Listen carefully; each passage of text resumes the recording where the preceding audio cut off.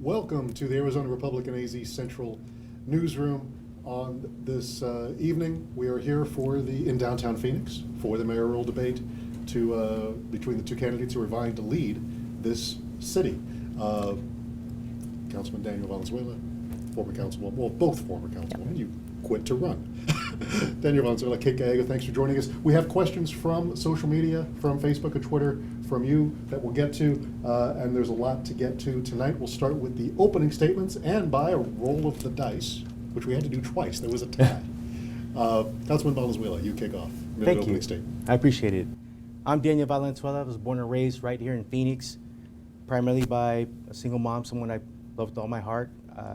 And this city, this community, the programs and the people of this community that has helped me provide provided opportunity. The Boys and Girls Club, the Phoenix Urban League, or organizations like that have helped me get to this stage as candidate for mayor of my hometown.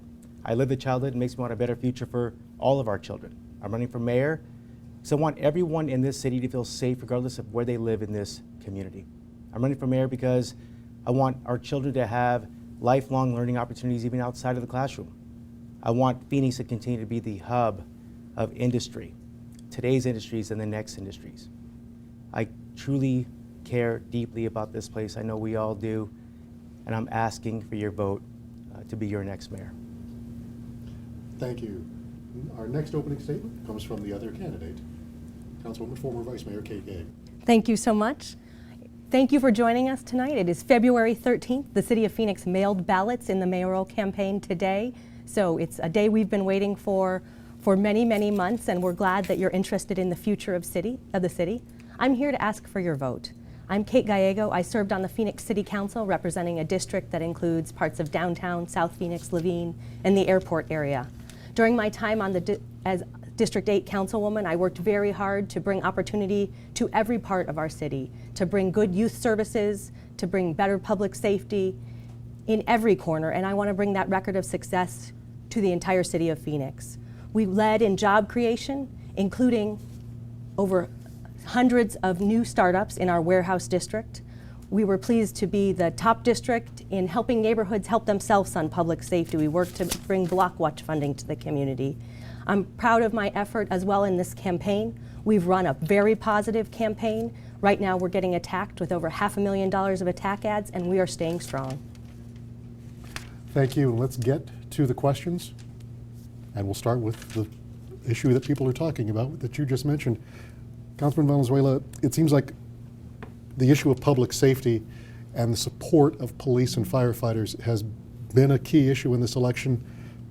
What should voters know about your commitment to public safety? I have dedicated my life to keeping people safe, not just as a first responder, which is something I'll be putting on hold when I become your next mayor, but also as a policymaker.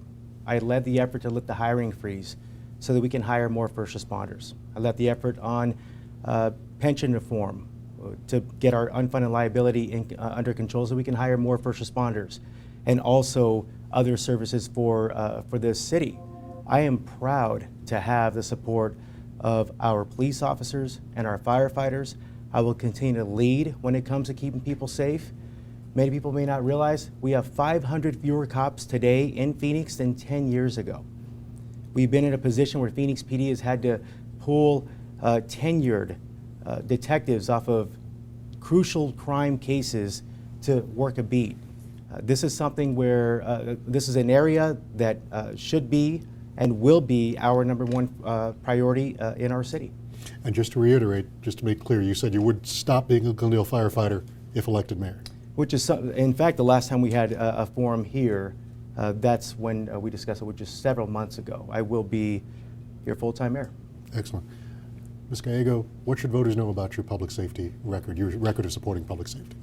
I have been a strong advocate for public safety.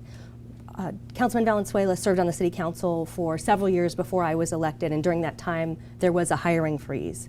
Within several months of my joining the city council, I was part of the public safety subcommittee that ended that hiring freeze. That's something that I talked about during the campaign and something that I've continued to lead on. We were both given the choice of what subcommittees to serve on. I chose to serve on the public safety subcommittee because it is a top priority for the city of Phoenix. I've been proud to lead on making sure that we test all rape kits, making sure that we have additional administrative personnel so that our police officers can focus on policing and not paperwork or directing traffic. I've tried to make a better partnership between the community and the police department, and I'm proud of many people in law enforcement who are supporting my campaign, including chiefs who have helped lead the Phoenix Police Department, Chief Robinson, Chief Oliver, our long-tenured city prosecutor, people who have worked with all members of the city council and trust me to keep Phoenix safe. And Mr. Valenzuela, there is an ad. And it's not produced by your campaign, it's produced independently. What do you think of the claims made in the ad? Because it's an ad that not just advocates for you, but that has the union saying, please don't vote for your opponent. What do you think of the claims made in that ad? Well, the first point I want to bring up was something that Ms. Gallego just mentioned. We have a choice on which subcommittees we work on. That's not necessarily true. When I came into the city council, I was on the public safety subcommittee, and after I led the effort to lift the hiring freeze, I was asked by Mayor Greg Stanton to chair economic development for the city, which I'm proud of. We went from 60 tech companies in downtown in 2012 to more than 300 today. Excellent. Now getting to the point, I wanted to clarify that. Sure. And so getting to the point, again, I am incredibly proud to have the support of the police officers and the firefighters. Any police or fire agency or organization that has endorsed in this race has endorsed my candidacy. They are endorsing the best candidate for this race. I'll try one more time. Sure. Have you seen the ad? I have. What do you think of the claims made in the ad? Do you believe the claims made in the ad? Well, we serve together, so I'll tell you that I absolutely believe, and I believe and support the claims in the ad. There is a difference between leading in on these issues and simply voting on these issues. All you have to do is show up to a press conference. It's the hard work, and it doesn't happen just a few months after getting in office, by the way. It's the hard work that has been put together, traveling to meet with the federal government, meeting with neighborhood leaders, meeting with our first responders, our business community, trying to figure out a way to solve this issue, to lift a 5-year hiring freeze, and to make the necessary votes to make sure that we're not going backwards for another hiring freeze. That has been my advocacy on public safety in the city. There's a link to the ad if you haven't seen it on our website. We've also fact-checked the ad. The newsroom AZ Central has deemed parts of the ad misleading. Ms. Gallego, what do you think of the ad? What would you say to the claims made in the ad about your record on public safety? It's absolutely accurate that several independent fact checkers have looked at the ad and said it was misleading. The Arizona Republic gave it 0 stars, saying totally misleading. Columnist Lori Roberts wrote about it and said that it was intended to snooker the voters. It's deeply disappointing. We are on television with a very positive ad talking about my record and my vision. That's what people want to see from politics, not negative attacks. I'm disappointed that Daniel's supporters have decided it's more important to bring me down than to bring him up. I also have real questions about all of the money that's being put into this. These unions have put $1 million into that campaign. I'd like to know what they expect for their $1 million. There actually was a question asked on social media about your sources of support. So the person asked, who is your biggest source of support? Who is your biggest contributor? Well, we do have our police officers, our local police officers, our local firefighters, many of our local educators and school teachers, business leaders, small business, large business, neighbors, family, Phoenicians. People care deeply about this city. And to ask a version of the question she posed, what do you think the police union, firefighters union expects from you as mayor? Leadership. The same thing anyone else who has contributed to my campaign expects, leadership. But I think that question would be valid going both ways. I mean, Ms. Gallego took $75,000 from the very developer who is currently tearing down the Chinese Cultural Center. I wonder what that developer is expecting of her if she were to be elected. What are your biggest sources of support? Do you have a response to his discussion of the developer contribution? I do. So my single biggest contributor is my mother. We do have a deal in exchange for her contribution. I have promised that I will go to the gym more often. I have received contributions from an individual who owns a building, who bought it on the free market after years of no one being interested in buying it. Once again, the Arizona Republic has fact-checked this story and editorialized that these claims are completely ridiculous. We both have exactly the same voting record on anything before the city. The only things that have come before the city were mostly ministerial things done by staff, a temporary fence. The city council, thank goodness, does not vote on temporary fences. Can you imagine how much it would slow down the entire city if the city council had to vote on temporary fence? Okay. Richard, yes. I never once did I say anything unlawful. And Ms. Gallego, I want you to know this. I never claimed that something unlawful took place. My concern, frankly, and my issue with receiving $75,000 from a developer who is currently tearing down the Chinese Cultural Center is the type of perception that it brings to our city. What is the perception? You know, what does it say about our brand? What does it say about how we do business here in the city of Phoenix? And I think that was probably a contribution that should have been turned down. Councilman Valenzuela received thousands and thousands of dollars from people who wanted money for the Phoenix Suns arena, $150 million in taxpayer funds. Immediately after that vote, the former owner of the Phoenix Suns held a fundraiser for him. So this is a situation where it's a direct grant of city money, checks from the taxpayers. That is very different from someone who wanted a temporary fence permit, a protection of private property rights. If you were on the city council, would you have prevented the private property owner from developing the building? Well, Kate, again, nothing unlawful took place. I certainly would not receive $75,000 from a developer who is tearing down a Chinese Cultural Center. Now, you make it sound like people related to the Suns organization gave thousands and thousands of dollars, Kate's words, to make you think that it was $75,000. It wasn't, and if it was, no one in the Suns organization is tearing down a cultural center in our city. That's an issue. Okay. We'll move on. Police shootings. Actually, on the whiteboard at our breaking news desk is a tally of how many police shootings have been in the city. We've had 44 by our tally. What is the city council's role? What is the mayor's role in addressing the issue of police shootings, if there's an issue to be addressed at all? This is absolutely something we need to address. I support working with people who have expertise in this area to look at the causes and the solutions. We need to understand that this problem is much bigger than just the City of Phoenix Police Department. Many of the cases involve mental illness, and we need to make sure we have good mental health care for people in our community. Economic opportunity is also very strongly correlated with these issues. So there's a lot of issues beyond the Phoenix Police Department that the mayor must address, and I believe I have the background to do that. But we also need to look at making sure we have the right training for our officers. How do you interact with someone experiencing mental illness? Staffing levels are also important. We need to have transparency and openness. The City of Phoenix has asked the National Police Foundation to look into the shootings and what we can do to address it.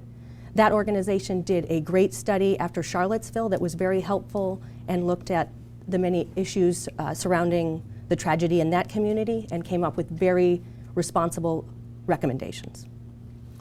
Mr. Valenzuela, your thoughts on the police shootings, what the mayor's role is, if any, in what might be issues of police shootings? Absolutely, there's a mayoral role here. It's a leadership moment. And there's been one candidate on this campaign trail that has not been afraid to talk about this issue regardless of who the audience is. We have 500 fewer cops today than 10 years ago. I'm going to say it again. Not only did I lead the efforts in lifting the hiring freeze, I led the efforts in bringing body cams to this city. In fact, Maryville, the Maryville precinct, an area that I was a council member for, part of District 5, that was the first area to have body cams. Now, just about a week or so ago, the city council took that program citywide. But 44 officer-involved shootings, a record number, 2018, that is not something that we want to be known for, and no one wants to be involved in that. No one in the community, no one on the police department. But it starts by having real conversation. Someone who can actually bring the community together, not be afraid of whatever political ramifications may come about it, and we need to have these conversations and solve this problem. We'll stay with you with a question from Kathy, whose last name has a Z, another K, a W, and another Z, and a C. We'll just say Kathy K from Facebook was asking your thoughts on, and I know the city was looking at taking a vote on this, Phoenix is a sanctuary city. Your thoughts on the sanctuary city issue? Well, when the conversation came about at the Phoenix City Council, I stated on day one of the conversation, and it was several days of having this conversation, state laws prohibit any city in Arizona, any of the 91 cities or towns, to become a sanctuary city. What disappointed me about having the entire 5-hour discussion at City Hall was that we were talking about something that we could not control. In that 5-hour discussion, I believe my actual words were a variation of it, and they're all online.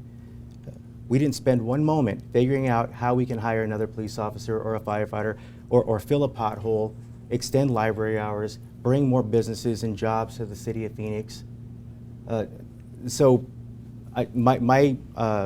My statement was very clear the day we were discussing this topic, and it still is. Right, that it was an issue the city can't discuss. Your thoughts on the sanctuary city issue? Yes, so the City Council did vote on it during the time period where Daniel and I served on the City Council. State law is clear.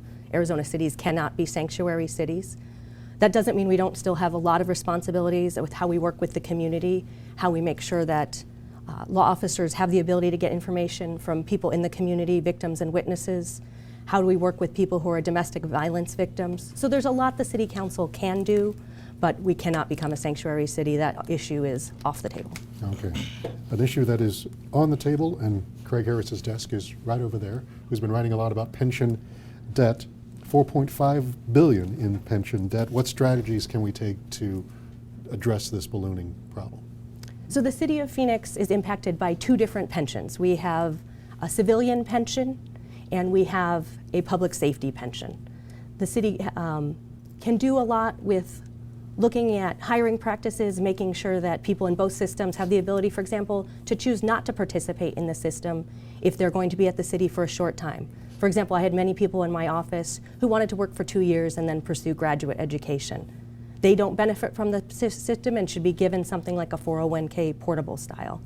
I do believe that I am more qualified to lead on the issue related to the public safety pension, which is our largest annual change and growing expenditure. Councilman Valenzuela had to recuse himself from the most recent vote the City Council had on the public safety pension because he is a participant. I am not a participant, and I can be an honest broker. The public safety unions have not contributed hundreds of thousands of dollars to my campaign, and so I can make sure I work to be fair to our public servants who work so hard for our city and our taxpayers. Mr. Valenzuela, we'll start with the question about addressing the debt, and there's a lot to unpack there about if you are able to effectively lead on this. But let's start with the ballooning debt issue first. Yeah, well, I will just say that I actually have a track record in leading, and when Ms. Gallego had a chance to lead, she didn't. I led the effort when it came to the city of Phoenix's pension reform. A reform that is putting us on track to save more than $1 billion over 23 years. I have a track record. It's not just a theory, it's a track record. Our city employees are putting in 50% along with the taxpayers or what the city is putting in to sustain their pension. We've raised the rule of 80 years and number of, or age and number of years of service. We've raised it from the rule of 80 to 87. Think about it, the state is actually 85. We've made those really tough decisions. And as it pertains to the public safety pension, I led there too. No one on the Phoenix City Council or on any city council in this state has a vote at the legislature. That is at the legislature. Prop 124 came about. I co-chaired that effort. This is public safety. I co-chaired the campaign with then State Senator Debbie Lesko. So I actually have the experience and the track record and the will to continue to move us forward in this space as well. And again, just to clarify, when you mentioned he's conflicted, did you mean the state public safety or the municipal issues dealing with the pension? At the second to last full council meeting of the council, we had a vote related to an investment property owned by the public safety pension. He declared a conflict of interest because he was a participant in the pension. State pension. The state Okay. public safety pension, which is our biggest debt. Is there a conflict? No, Ms. Gallego is, again, mixing words, and you know, the public safety pension system, and this was a piece of property that was owned by the PSPRS, okay? That is different than actually fighting for the type of reforms needed to solve this effort. Now, you wouldn't be able to tell that based on what Ms. Gallego said. But again, nothing prohibits me from solving these issues. In fact, no one is more qualified to solve these issues, and I have shown that based on my track record. It's a healthy debate, and I think all would agree. When people square off for a big job like Phoenix Mayor, we want to have a healthy debate. The City Council has seen a lot of lively debate. A lot of times councils can be unanimous affairs where people sort of, talk stuff out before the meeting, and maybe the meeting is unanimous. City, it's been a lot of fun for people to cover, but there's been a little infighting in the council, a little bit of tension. Mr. Valenzuela, do you think that's healthy as mayor? Is that something you want to foster or work to create more of a kumbaya situation? Well, disagreeing it can be healthy. Being disagreeable is never healthy. We can disagree, often. And in fact, Ms. Gallego and I disagreed on a few things, and we agreed probably on more things, more votes that came about. It's in how we disagree that will help your relationship move forward or hurt a relationship. When I first took office, I made it a point to meet with all of my colleagues on the Phoenix City Council, got to know them, learned about their families, try to figure out what it is that drives them. Remember, it's a very diverse city, and trying to find the common thread in how we move things forward. I'm honored to have the endorsement of 3 former mayors, Phil Gordon, Skip Rimza, and Paul Johnson, a Republican, Independent, and Democrat. And I am honored to be the only candidate in this race that has support from current city council members, great councilwomen, Deborah Stark and Laura Pastor. But I pride myself in being able to bring people together to solve real problems. Your thoughts on the health of the debate within the City Council? In the November election, I was honored to be the top vote getter in the most conservative parts of our city and the most progressive parts of our city. That's the type of record and leadership that I can bring to the city as mayor, bringing people together across the political divide. I was able to lead on efforts like equal pay for equal work for women, which passed the City Council unanimously. Several of my colleagues were initially very skeptical, but I worked with Arizona State University and others to bring together the data, as well as strong support from stakeholders, and that was able to convince them. Was also able to lead on criminal justice reform issues, trying to stand up for people who are really burdened by tickets and other fines and fees from the city of Phoenix, and implement common sense reforms. I believe that approach will work as mayor, bringing people together using data and building the teams you need to be able to get things done. I'll need to bring people together to be able to move things forward. I don't have the same kind of political machine behind me, so I'll have to lead with ideas and common sense, and that's the kind of leadership that Phoenix wants. Okay. We sit here in downtown Phoenix, which there's development all around us, the grocery store, there's a condo seemingly on every corner. What has been the mix?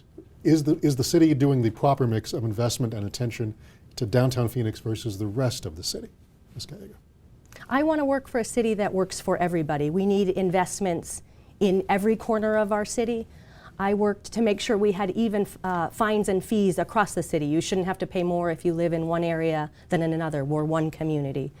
I've worked to bring special attention to outlying areas, whether some of our newly developed areas, working on the South Mountain Tech Corridor for the southern portion of our city, trying to support bioscience and healthcare development, technology in the Desert Ridge area.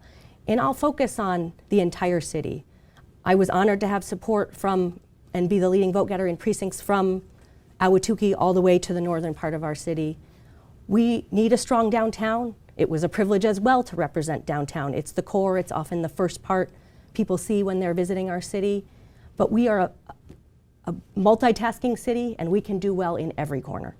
Thank you. Mr. Valenzuela, the thoughts on the city's attention to downtown versus the rest? Well, we do want a thriving city all the way around. So I represented District 5 as an example, Central and West Phoenix, which is part of Maryville. A strong Maryville undoubtedly helps a strong Phoenix, helps create a strong Phoenix. A strong Laveen, a strong South Phoenix helps create a strong Phoenix. A strong Arcadia, North Phoenix, Ahwatukee, you get the point. So we are a collection of neighborhoods. In my district, far more than $1 billion of capital projects were in the ground during my time in office. Everything from public funding projects like light rail to private funding projects like Grand Canyon University as an example. I will say I've been honored to chair downtown aviation, economy, and innovation. The downtown is an economic driver of our city. This is how we provide for police service in places like Laveen or Ahwatukee or wherever the case might be. So we really do need to be focused on downtown and, in fact, moving downtown forward. And speaking of moving downtown forward, a lot of these projects that we see around us have gotten some tax breaks, some incentives to come downtown. Should the city still be in the business of providing those? Has the time for those kind of development incentives ready to end? We'll stay with you, Mr. Valenzuela. We have something called GIPLET here in the city of Phoenix, and it's an incredibly important tool. I will tell you that we should never lead in a conversation with a developer or a business with a tax incentive. I have this vision of leading with our talent base. I'm passionate about it. I created Code Phoenix, which provides free coding and robotics to all of our kids in Phoenix without raising a tax, by working with the private sector in our libraries. But it's those types of programs that will bring these companies in. That said, we need to hold on to these tools such as a GIPLET. We don't have TIF. We don't have the same type of version statewide. So something that I want to just mention, of all of the thousands of projects in our city that has helped us move our economy forward, only 16 are under a GIPLET. The project that you mentioned, the grocery store. These are the grocery store, homes, and the most modern tech space that we will have in downtown Phoenix. It was a good investment. Is the time for GIPLET's development incentives to end, or should the city still be in the business of handing those out? Before I ran for office, I worked in economic development, trying to work to bring good jobs and projects to our community. I saw that 49 other states have additional tools that we don't have in Arizona when we're competing. We've done very well because it is a wonderful place to live with great people and a great climate, but we are competing on an uneven playing field. So I don't want to give up the GIPLET tool, and I would like to see us to have additional tools to be able to attract economic development. I hold an MBA and have a good background to work with to be able to bring these good jobs to our community. I have opposed some GIPLETs. For example, there was a very prominent one with the Circles Record Building, where the owner took a wrecking ball to it while we were negotiating for that type of tax abatement. I immediately said that's not how we should be negotiating. The city should not offer aid. Daniel continued to support offering that aid, and at the same time was raising campaign contributions. So I would say that I have been more selective on those issues. Can Yes. I please? Okay, thank you. That particular building, the Circles building, which, by the way, that's a beautiful piece of property now, and that is an economic driver now. That was not something that I immediately jumped out and said, we should offer a GIPLET. That's not my district. They could not meet with you, Ms. Gallego. The neighbors were coming out wanting a discussion with a policymaker who serves in downtown Phoenix. The neighbors were driving the conversation with those in the business community. And since they couldn't get Ms. Gallego, they came to me, and I'm always going to listen. I'm always going to bring people together, have a discussion, and do the right thing by our city. So what you won't get with me I'm not an all or nothing type of candidate. I'm a candidate or elected official. People need to talk these issues through. We need to lay the facts on the table. Governing is hard work. It's all about problem solving, and you can't find a solution unless you're looking for one. You might have a different version of the Circles record story. Yes, the Circles Record Building was also not in my city council district. And I do want to give credit to Mayor Greg Stanton, who was the first to come out and say, we don't negotiate with wrecking balls. But I believed he was absolutely right. Many neighbors came to me and said, we think this is an inappropriate way to negotiate. This is a terrible precedent going forward. And we need leaders, particularly in the mayor's office, who are clear, who take stands. That's something I've done throughout this campaign. At a previous debate, when we were discussing whether or not we needed to invest in water infrastructure, I was clear, I answered, yes, we did. Councilman Valenzuela said, I need to do more study, I need to do more homework, I'll get back to you. My position on the Suns arena has been clear for more than a year. He made up his mind less than a week before the vote. If you're going to be leading a city, you have to take positions. You do your homework, you do your research, and then you lead. I have a different version of that. Of the water and the Suns arena? Yeah, absolutely. You know, we were asked about the water rate hike. It's probably been several months. I mean, maybe a year ago. I fact check it, maybe 9 months ago. Forgive me for not jumping out immediately and saying, yes, we need another tax. I would hope that the mayor of this city does their studying, actually meets with people, meets with subject matter experts in the city and outside of local government to figure out exactly what is needed. Now, the right thing was done. Absolutely, the right thing was done. What I wish we would have done with the large investment in our water infrastructure is add more technology. I want a smarter city. There's no secret. I've been leading with tech and innovation in this city. So that's the water rate issue. As far as the Suns arena, Kate says Daniel made up his mind a week before the vote. You know, I studied. I met with people. What Ms. Gallego did was she landed and was an absolute no, regardless of whether that was a city-owned building, which it is, that we would be on the hook. Our taxpayers are on the hook on this city-owned building. There's a $182 million overall economic impact of the arena. Think of the 1,100 jobs and so on and so forth. Ms. Gallego landed with a no without meeting with anyone, without realizing what the proposal was in the end. And I don't know if you want a mayor who's going to make that type of a stance without realizing the impact of our city. And very briefly, your thoughts on the Suns arena. Was your opposition to it a political, I mean, it might have made sense politically when the deal was first announced. Was it a political decision? Voters need to know where we stand. I believe that professional sports are among the most profitable enterprises out there, and they should pay for their own buildings. I got into politics because I believe in certain things and I want to advocate for them. I believe it's my responsibility to let the voters know what I believe in. Many reasonable people can disagree with me on this and other issues, but you have to stand for something in this business. You have to be in here for a reason. The same is true with the water infrastructure. I had served on the city council for 5 years and was well aware that there was a drought on the Colorado River. It's been happening for 18 years. This did not sneak up on us. I met with multiple stakeholders, including several members of the Central Arizona Water Conservation District Board, 5 of whom are endorsing my campaign because I've been meeting with them for years. That's why I'm prepared to lead. I was able to take these meetings ahead of time because for several years I've served as a full-time member of the Phoenix City Council. That means I had the time to do my research. I didn't have a second job. I would have loved to have had the additional income, but I felt that I could do more for the people of the city of Phoenix if I put my heart and soul into this and gave it my all. And I'll mention for him that he's a Glendale firefighter, was your other job. Yes. But very briefly, again, I'll try again. The arena deal, when it was first announced, was not very popular. I think our columnist Lori Roberts helped make it not very popular.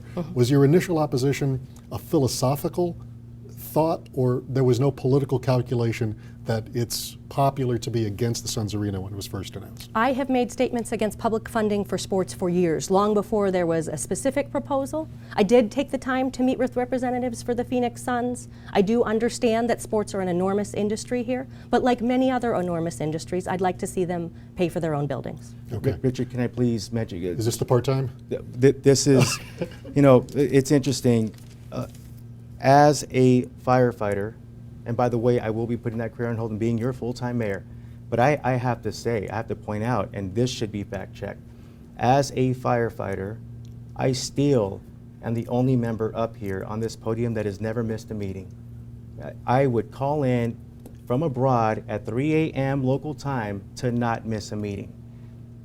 So it's an interesting comment of what Ms. Gallego just mentioned about giving it your all. Okay. I take this responsibility serious. And the other thing I'll just mention, we are on the same page when it comes to funding sports teams. The way Ms. Gallego frames this issue is as if we were building a new arena for a basketball team. That has not been the topic. We have an aging infrastructure. This is a city-owned asset that's been built 25 years ago. We have a responsibility with our asset. So what I have not heard from Ms. Gallego is if we had not invested using the tourism funding for its intended purpose, and if that arena, if we have to close the doors on that arena, what do we do with that city-owned asset then? May I? Yes. When I was elected to the city council, the city owned the Sheraton Hotel in downtown Phoenix. That was owned by taxpayers, a city-owned building. It was losing money. The city of Phoenix sold the hotel to a company that operates hotels and has that expertise.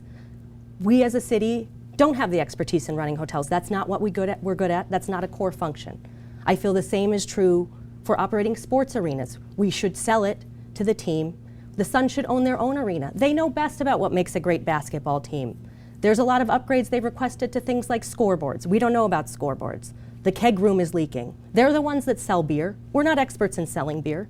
I'm sure there's any number of private businesses that would love to have us build them a beer room, but that's not what we should be doing with limited taxpayer dollars. And I guess there's a version of a question that was asked has the city gone away from its core function? Should the city have been in the hotel business? Should the city have been in the arena business philosophically, or are there more core functions that the city should focus in on? The city's core function is the number one debate issue in this entire election. It's public safety. It's keeping people safe. Neither of us were on the council when the city got into the hotel business. I'm proud to say that I was one of the people who got us out of the hotel business.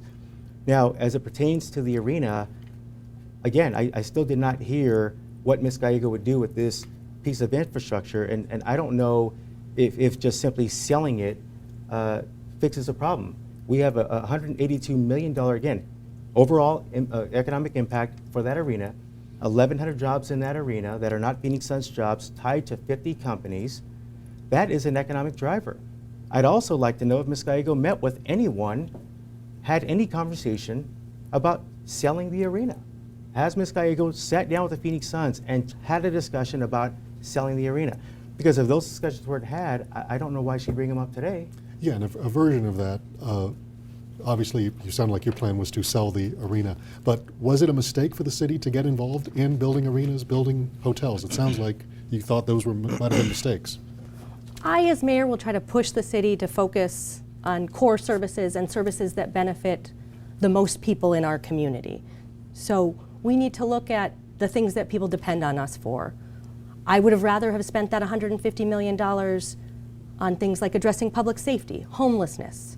We have a lot of potholes to fill. Those are things that are more core services, and we have to be able to prioritize. It would be wonderful to be able to do everything and to say yes to everybody, but I've shown that I'm willing to question certain spending items. And so I would ask Councilman Valenzuela, what are spending items that he's successfully questioned? And I also want to answer, Sure. which I answered before. I did meet with the Phoenix Suns. I understand they are an important economic driver. I want to keep them in our downtown, but I'm ideologically opposed to writing more than $100 million in checks for that purpose. And I want to get to another city project, which is... But she has asked me a Yes. question. But if you're again, ideology, that is the word. Okay, the mayor needs to be a coalition builder and a problem solver. Going back to that original question, Mayor Paul Johnson and his council had the vision. They wanted to have a city-owned arena in downtown Phoenix. They also created something called a sports facilities fund. The funding will not come from people who live here, right? It's not coming from our general fund. They're funds that come from tourists, hotel room fees and rental car fees. It goes into this pot of money Right. to keep this arena going. And it sounds like you're saying that wasn't a mistake back in the 90s. Well, there was a vision there. Ms. Gallego would have you think that this $150 million should just be used for whatever else. It doesn't solve the problem of what we do with this arena. Let's And again, get the to something jobs else that, and- yeah. that some previous mayors worked on that has become a vision, the light rail line. Again, it's contentious as it moves to South Phoenix. Your thoughts on the support, and what would you say to critics who are looking to kill that expansion? I'm a strong supporter of the Phoenix Light Rail system. It connects us with our neighbors. It's been an amazing economic development driver with billions of dollars of development along there. I believe it's important that we invest in every corner of the city. That's something I've said repeatedly today. South Phoenix deserves its fair share. Congressman Ed Pastor was an amazing champion for this project and said, why are we leaving South Phoenix off the regional map? I'm very proud of our efforts to bring it forward. It's something I'd continue to support.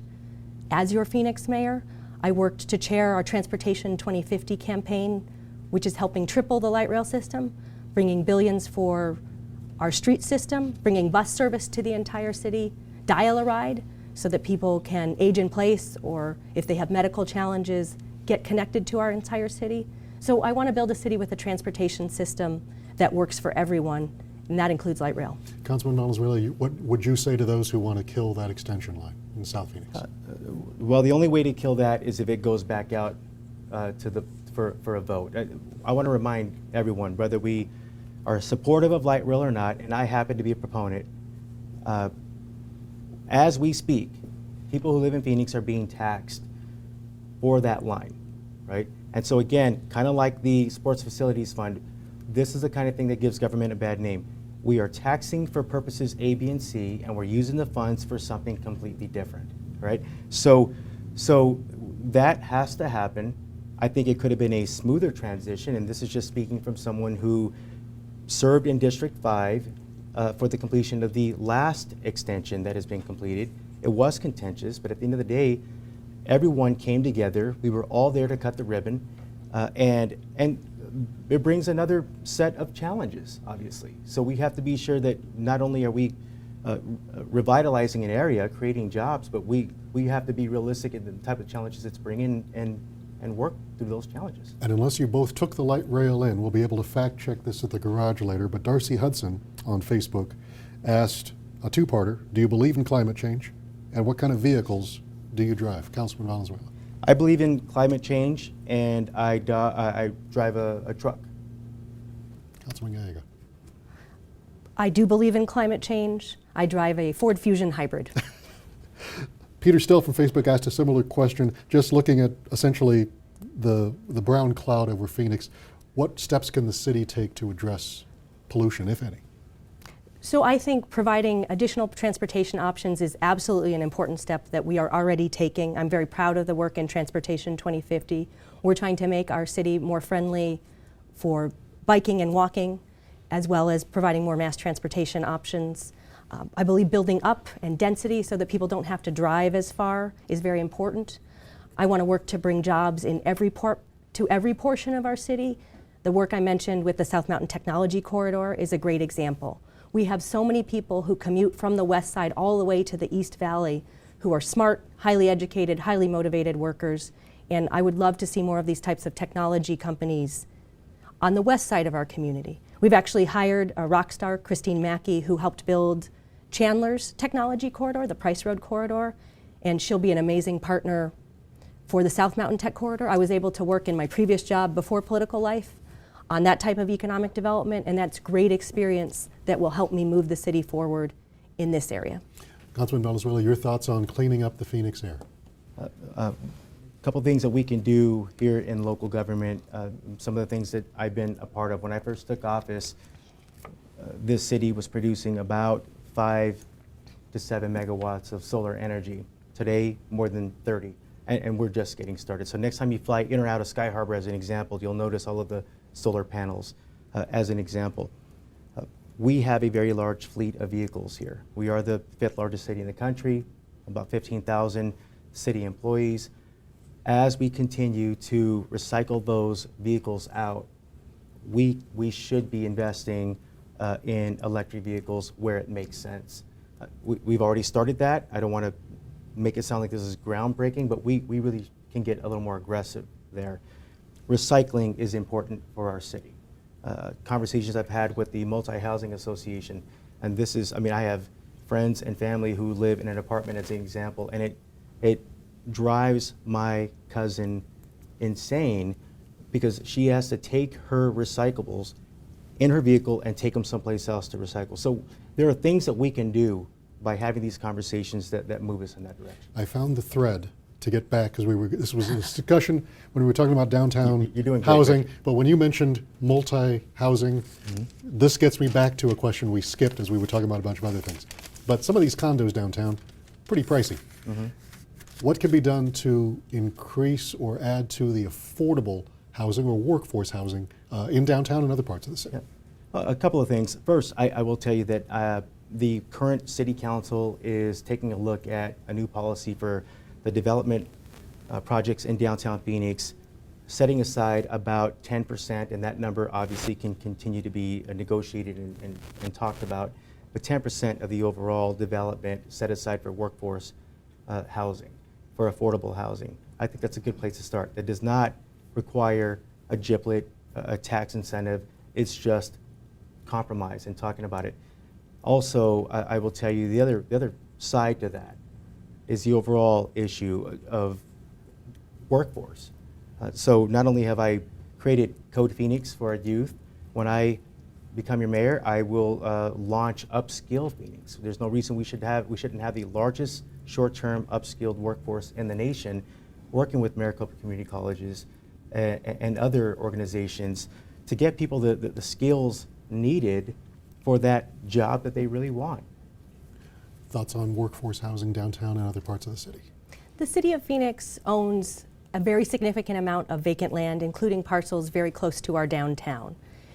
As a member of the Phoenix City Council, I realized that this vacant land isn't helping anyone, and I pushed the city to develop it in partnership with nonprofits that were able to provide workforce housing. Great nonprofits such as Trellis, currently building housing in the district I represented in the Garfield neighborhood, affordable housing near our downtown.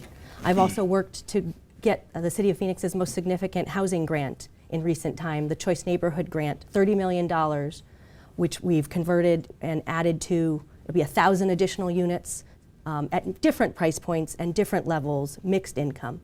We also just need to cut red tape, make it easy to develop in the City of Phoenix so that we can build additional housing, and we need to keep fees low. I'm proud to be the only candidate who's voted against a property tax. That helps as well make people have affordable housing. I didn't know we'd be addressing bicycle safety. Wow. But David, well, _DA_ID33 from Twitter, asked about what he says is a rash of bicycle collisions on 19th Avenue Indian School. I didn't know this, that there'd been more than 100, he says, in some streets, more than 60 or others. Is bicycle safety an issue? What can we do to address the issue of having bicycles and cars and apparently electric scooters live together in perfect harmony on the streets of Phoenix? Before I ran for City Council, I spent a lot of time volunteering and helping lead initiatives at the City of Phoenix. I helped create the city's first bicycle subcommittee, which did address safety issues. Many people in this community are not familiar with the laws regarding bicyclists, how to safely pass a bicyclist, and that bicyclists do have the right to be in city streets. So we need to do additional education and better design. If we're designing more paths to accommodate more cyclists, and if we see more, we will develop more of a culture around safety. My boss, at the time I was running, was killed in a bicycle accident. I was working at the Salt River Project. After I was elected, my boss lost his life. So this one is very personal for me. I would love to honor his legacy and do more on safety, as well as the many other pedestrians and cyclists who have lost their lives in Phoenix. We can do better. Your thoughts on bicycle safety through the streets of Phoenix? My desire to have a multimodal city. So not just a city where people can get to and from in their personal vehicle, but I would like to continue to provide all the options. Light rail as an example, public transit, multimodal also includes bicycles. And let's not forget, walking is a mode of transportation. So it's about getting back to that complete streets concept and discussion And again, it's going to take bringing everyone together to map these types of things out. We want people to be able to travel in their community, in our community, as safely as possible. Putting on my other hat, my first responder hat, I've been on my fair share of pretty horrific types of scenes, whether it's bicycle safety or someone walking across the street in or outside of a crosswalk. I mean, so we can certainly do better. Absolutely. Excellent. We're heading towards closing statements. I'm going to vamp a little bit if each of you wants to take a little drink of water before we get to your closings. I would like to thank our viewers for taking the time on this chilly night. I assume it's still chilly outside. To really help us dig deep with your help into these municipal issues. Stay with AZ Central for our coverage of this election and all the city issues. And it looks like they both have their sip of water. Closings will go in the same order as openings. Councilman Valenzuela, you're first with your closing statement. Thank you so much for listening and for sending in your questions. This is important for all of us. Never did I think that I'd be running for office in my hometown. I have a life of public service. This city has made me everything that I am today. A lifelong public servant, a husband, a father, former city council member, even vice mayor. I'm asking to be your mayor. I will let you know that when you do elect me as your mayor, you will have someone in this community that is constantly giving back to this city all that it's given me my entire life. Hope, opportunity, and jobs. I'm proud to have the support of your local police officers, your local firefighters, your local business leaders, multiple chambers, Phoenix Chamber, Asian Chamber, and several others, our community leaders, the people who care deeply about this city, about this community. I look forward to working with everyone in this community as we move Phoenix forward. Thank you. And thank you. And with our final closing statement, our final candidate, Councilwoman, former Vice Mayor Kate Gallego. Thank you so much for joining us tonight. I hope you learned something about our ideas and background. Tonight I tried to share my vision for the city of Phoenix, moving us towards a city that works for everyone, a knowledge-based economy, the kind of city where my young son can grow up and never want to leave, where he can be safe, get a great education, and go on to a fulfilling career where he gets to spend time with his family and doing the things he loves.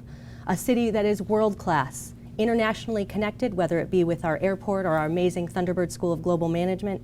A city where you have the opportunity to pursue your dreams as I have pursued mine. I'm very proud of the campaign we've run. It's been a positive campaign, talking about what I want to do. Although we've had hundreds of thousands of dollars in very negative ads against us, I've tried to stand firm. I've tried to push back against dark money and negativity and share with you my vision. I hope that's the type of team that you'll want to join. I'm asking you to join us with our wonderful campaign, chaired by former Phoenix Mayor Terry Goddard, and on March 12th or before, please vote for Kate Gallego for Phoenix Mayor. Thank you, and thank you for watching. Thank you for subscribing to The Republic or AZ Central. If you don't, please consider doing so, and have a good evening.